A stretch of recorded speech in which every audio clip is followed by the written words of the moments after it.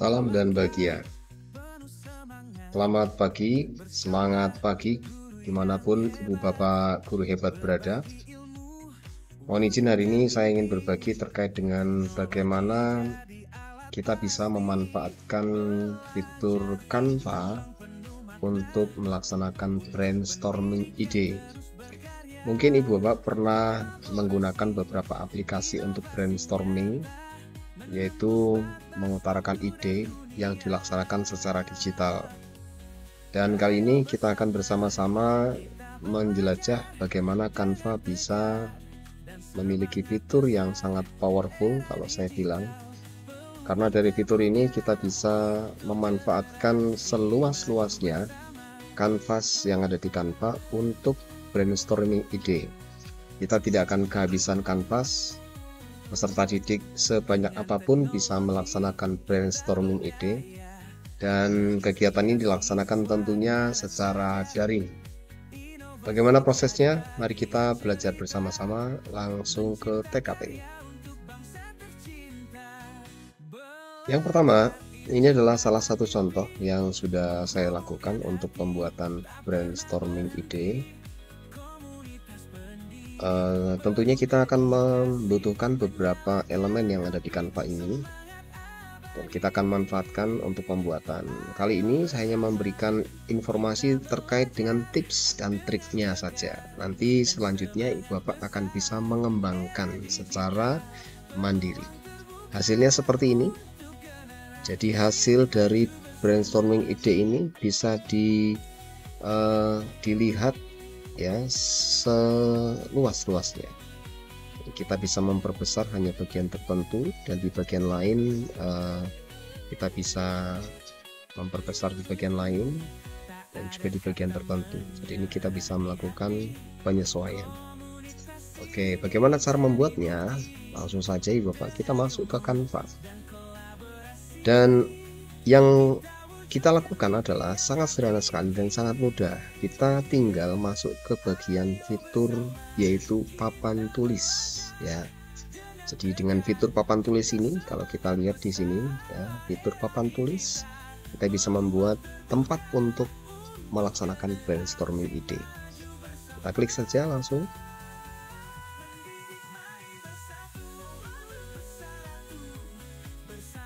Kemudian tips pertama ibu bapak ya, untuk membuat lokasi agar brainstorming idenya itu tidak terlalu besar, tidak terlalu kecil, maka kita perlu membuat sebuah patokan. Yang kita buat patokannya adalah yaitu elemen sticky notes, atau kalau dalam bahasa Indonesia kita pakai dengan memo tempel. Kita gunakan sticky notes. Kita klik salah satu sticky notes. Ini menjadi acuan untuk kita membuat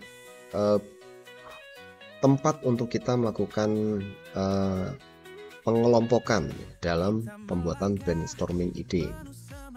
Jangan lupa kita tulis judulnya ya. Nah, ini brainstorming. Kemudian tips berikutnya, setelah kita memiliki tempat ini, kemudian kita tinggal menyiapkan pengelompokannya. Pengelompokannya kita akan buat dalam apa ya? Apakah kita mau buat menggunakan elemen yang ada di sini dalam bentuk gambar, background, atau dalam bentuk callouts begitu ya, bentuk seperti ini. Silakan bisa dipilih begitu. Oke, misalnya kita akan brainstorming ide tentang deep learning. Nah, yang sangat menarik nih bapak ya. Saat ini sedang dalam proses untuk pemahaman tentang deep learning ya. Kita coba untuk mencari di bagian elemen ya, atau kita di bagian foto tidak apa-apa ya bapak ya. Misalnya deep learning, belajar di kelas. Ya, seperti ini. Kita lihat ada beberapa contoh. Kita coba untuk memasukkan satu gitu ya, untuk menjadi tempat kita bisa untuk kita menjadi pengelompokan gitu. Jadi misalnya pengelompokan untuk judul tertentu ya, dan tinggal kita perbesar nih Bapak ya, besar. Ini layarnya kita perkecil, tapi gambarnya kita perbesar. Jangan lupa kita akan pindahkan ini ke bagian belakang, lapisan, kemudian mundur paling belakang, sehingga untuk memo tempel yang akan kita gunakan sebagai brainstorming ide untuk peserta didik itu bisa muncul di depannya. Silakan sesuaikan, kalau peserta didik Ibu Bapak banyak, silakan diperbesar saja untuk tampilan seperti ini, supaya nanti hasil di sini untuk hasil brainstorming idenya tidak cukup ya, secukupnya gitu. Kalau misalnya jumlahnya 32 ya silakan bisa dihitung saja, supaya peserta didik misalnya ke sini ada 1 2 3 4 5 6, ke bawah 1 2 3 4, berarti masih 24 ya. Mau diperbesar juga boleh, itu ya Bapak ya. Kemudian pastikan nih Bapak, yang di bagian gambar ini kita kasih transparansi supaya teks yang akan dituliskan di memo tempel oleh peserta didik itu lebih jelas. Seperti itu Bapak. Kemudian tips berikutnya ya, tips berikutnya adalah gambar yang sudah kita buat untuk pengelompokan brainstorming ide itu kita kunci. Nah, ini adalah tipsnya Bapak, kita kunci. Di bagian ini ada tulisan, kalau kita klik ada gambar gembok tuh ya, kunci posisi saja. Nah, kita klik saja, nanti gambar ini terkunci. Jadi tidak akan mudah untuk bergeser ketika tidak sengaja untuk tertarik gitu ya, tidak akan mudah bergeser. Tujuannya seperti itu ya Bapak.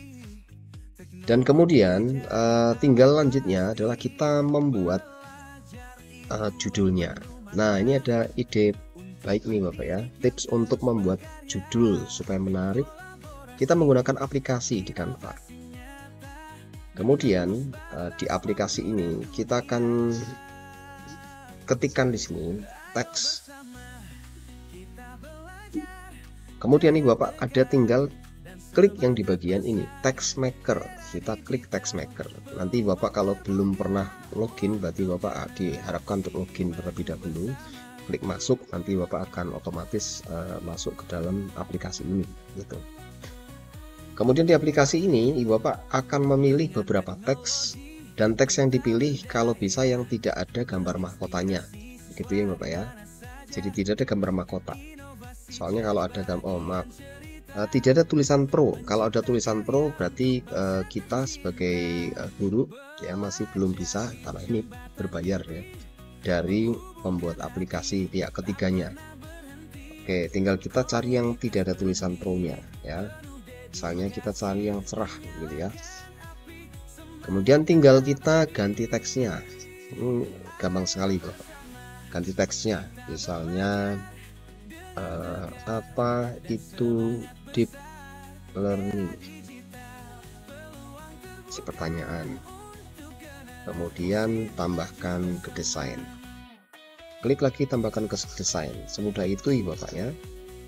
Nanti akan muncul seperti ini, teksnya cukup kecil, tinggal kita perbesar saja, ada lingkaran di bawah, kiri bawah dan kanan atas, kita perbesar saja ya Bapak.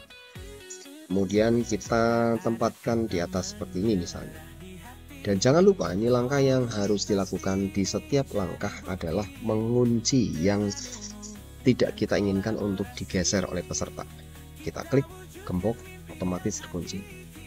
Nah, dengan demikian satu untuk pengelompokan gitu ya, untuk misalnya pengelompokan tentang pemahaman tentang deep learning itu apa. Oke, nanti peserta akan diarahkan untuk menjawab dengan cara yaitu masuk ke bagian elemen, lalu memilih memo tempel. Jadi kalau kita pilih memo tempel, nanti otomatis memo tempel akan ada di sana. Dengan catatan nanti pasti peserta akan rebutan, karena biasanya memo tempel yang muncul itu di satu titik ya. Kalau ada ribuan peserta mungkin nanti ya mungkin puluhan, lebih dari 10 peserta akan sangat ribut ya. Kalau Bapak inginkan agar peserta tidak ribut begitu, jadi kita tinggal duplikasikan saja.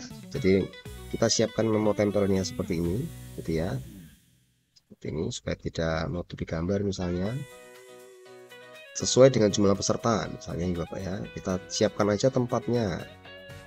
Oke, kemudian nanti peserta yang akan mengisi, uniknya di sini Bapak, ketika kita sudah siapkan seperti ini, kita tinggal gembok juga ya.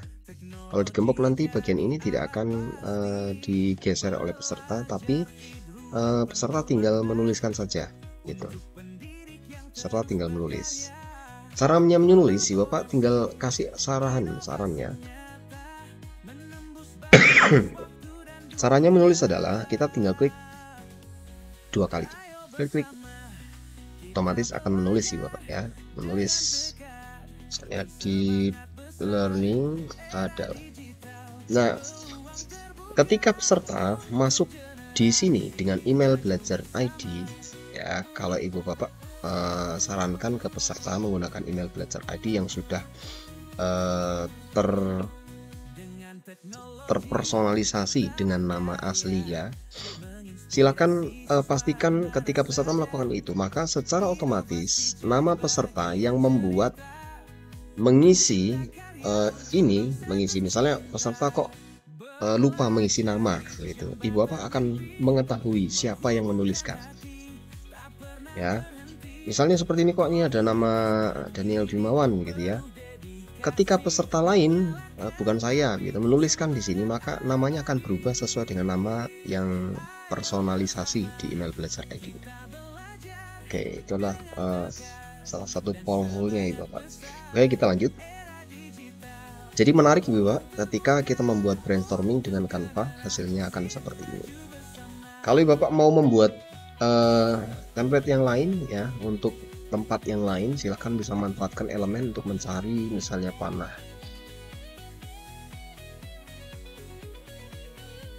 Nah, klik saja. Setelah dari memahami deep learning, jangan lupa kita gembok Ibu Bapak supaya tidak kemana-mana ya. Kecuali yang mau dibiarkan bergerak bebas, maka tidak perlu digembok ya.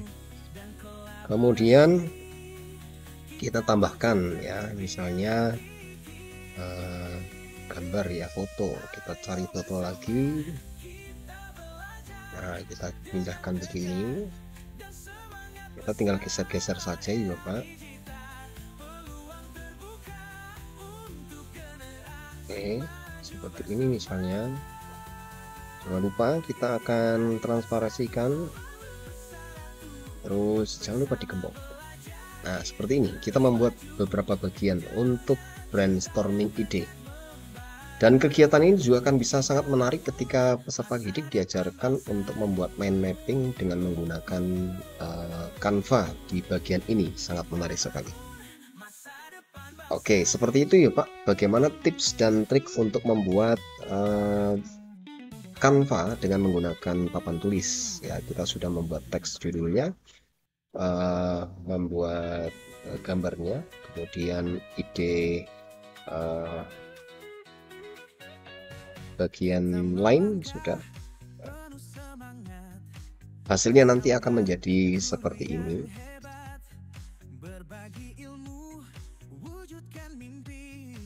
Jadi peserta akan dengan mudah untuk bisa membuat melaksanakan brainstorming ide sesuai dengan kecepatan pemahaman, kemampuan masing-masing, dan akan sangat menarik tentunya. Demikian apa yang bisa saya sampaikan hari ini. Selamat melaksanakan pembelajaran yang menyenangkan. Selamat berkreasi dan tetap semangat. Salam dan bahagia.